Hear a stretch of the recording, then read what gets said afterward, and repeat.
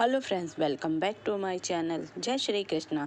गांधारी ने और सभी ने धृतराष्ट्र को ही महाभारत के लिए कई तरह से जिम्मेदार ठहराया, क्योंकि एक धृतराष्ट्र थे जो राजा होते हुए भी सही तरीके से न्याय नहीं कर सके।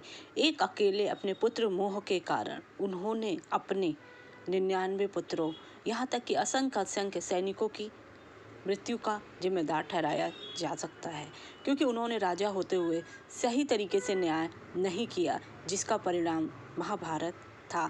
जब उनका और उनके भाई में राज्य सिंहासन के लिए कौन उत्तरदायी होगा, हम धृतराष्ट्र के देख नहीं सकते थे, इसलिए सभी ने मिलकर फैसला लिया कि पांडु को राजा बनाना चाहिए। उसके बाद पांडु को किसी कारणवश श्राप हो गया, तो उन्होंने अपने भ्राताश्री को राजा बना दिया। उसके बाद उनके पुत्र से पहले पांडु के बड़े पुत्र युधिष्ठिर का जन्म हो गया, जो कि न्याय संबद्ध था कि जो ज्येष्ठ कुरुवंश का राजकुमार होता है उसे राजा बनाया जाता है।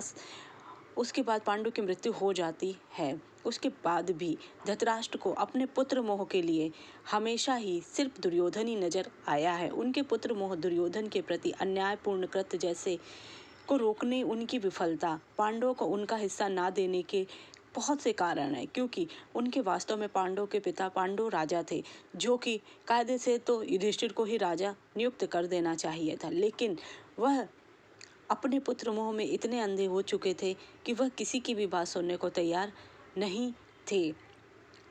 ना उनका हिस्सा देने के लिए, ना उनको किसी भी तरह से सम्मान देने को वह तैयार थे। यहाँ तक कि दुर्योधन उन्हें अपना भाई मानने को भी तैयार नहीं था।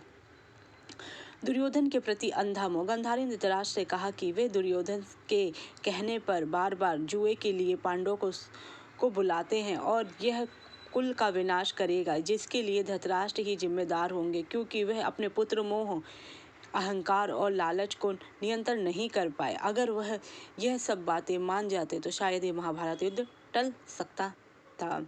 उन्होंने धृतराष्ट्र से कहा, पांडवों को उनका हिस्सा 5 गांव लौटाने का आग्रह किया ताकि युद्ध टाला जा सके, लेकिन धृतराष्ट्र ने यह कहकर इनकार कर दिया कि वे अब निष्पक्ष नहीं रह सकते और युद्ध को दरवाजे पर दस्तक देने के रूप में देखा जा रहा है। गांधारी ने याद दिलाया कि अब जब दुर्योधन का जन्म था, तब ज्ञानी विदुर ने उनसे त्यागने की सलाह दी थी, जिसे धृतराष्ट्र ने मोहवश नहीं माना और अब उसी का परिणाम भुगतना पड़ रहा है, क्योंकि जो धृतराष्ट्र की इच्छा थी कि वह राजा बने, वही इच्छा लेकर दुर्योधन भी पला बड़ा, जो कि शकुनी ने अपनी महत्वाकांक्षा के लिए उसको उकसाया, जिससे कि कुरुवंश का विनाश हो सके। उन्होंने धृतराष्ट्र कहा कि वे राजभवन छोड़कर पांडवों से विनती करें और सेनाओं को लौटाएं, क्योंकि केवल वही युद्ध रोक सकते हैं। लेकिन धृतराष्ट्र ने कहा कि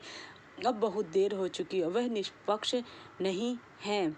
गांधारी ने इतिहास का हवाला देते हुए कहा कि इतिहास इसके लिए धृतराष्ट्र को ही जिम्मेदारी ठहराएगा, क्योंकि वह अपने पुत्रों के गलत कामों को रोकने में विफल रहे, लेकिन फिर भी वह नहीं माने। जब दुर्योधन ने पांडवों को मारने के लिए लाक्षागृह का षड्यंत्र रचा, तब भी धृतराष्ट्र ने इसे रोकने के लिए कोई कदम नहीं उठाया। युधिष्ठिर को जुए के लिए आमंत्रित किया और बाद में द्रौपदी का अपमान हुआ। धृतराष्ट्र इन घटनाओं को रोकने सकते थे, लेकिन उन्होंने नहीं रोका, क्योंकि अगर द्रौपदी का चीरहरण रोक दिया जाता तो शायद महाभारत युद्ध होता ही नहीं। पांडव अपना अपमान पी जाते, लेकिन अपनी पत्नी का अपमान वह इस तरह नहीं सह सकते थे। विदुर ने कई बार धृतराष्ट्र को सलाह दी कि दुर्योधन के गलत कार्यों को रोकने की आवश्यकता है, लेकिन धृतराष्ट्र ने इन चेतावनियों पर ध्यान नहीं दिया, क्योंकि उसे लगता था वो हमेशा अपने पुत्र के विनाश को खुद ही आमंत्रित करता था। अगर वो एक पिता के रूप में अपने पुत्र को समझाता या उसे दंडित करता, तो शायद उसके 99 पुत्र जीवित होते और शायद ये महाभारत युद्ध में लाखों लोग नहीं मारते। इसलिए सीधे तौर पर दुर्योधन से ज़्यादा धृतराष्ट्र जिम्मेदार है, जो कि एक राजा है और राजा होने का कोई भी दायित्व निभा नहीं सका और ना ही वह महाभारत जैसे विनाशकारी युद्ध को रोक सके। इन कारणों से धृतराष्ट्र को महाभारत युद्ध के लिए मुख्य रूप से जिम्मेदार माना जाता है, क्योंकि उन्होंने राजा के रूप में अपने कर्तव्यों का पालन नहीं किया और अपने पुत्र को ही अहमियत